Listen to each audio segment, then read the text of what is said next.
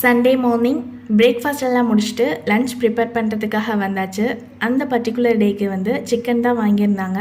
Chicken கொஞ்சம் marinate பண்ண வேண்டியது இருந்துச்சு. ஸோ ஃபர்ஸ்ட்டு கையோடு க்ளீன் பண்ணி முடிச்சுட்டு மேரினேட் பண்ணி வச்சிடலாம் அப்படின்ட்டு பண்ணி வச்சுட்டேன். நான் வெஜிடபிள் கட் பண்ணுற டைம்லேயே சிக்கன் வந்து நல்லா ஊறி வந்துடும். அதுக்காக தான் ஃபர்ஸ்டே வந்து மேரினேட் பண்ணுற எல்லாத்தையுமே மேரினேட் பண்ணி வச்சுட்டேன். லாஸ்ட் ஃபியூ டேஸாக எனக்கு வந்து ஒர்க் ஹெக்டிக்காக இருந்ததுனால பெருசாக யூடியூப்பில் கான்சென்ட்ரேட் பண்ண முடியாமல் போயிருச்சு.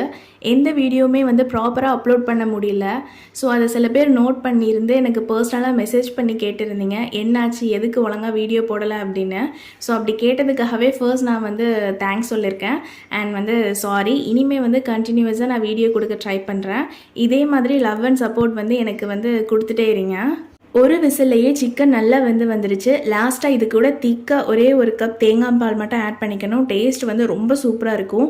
அன்றைக்கி லன்ச் மெனு வந்து கீ ரைஸ் கூடவே சிக்கன் கிரேவியும் சிக்கன் ஃப்ரையும்.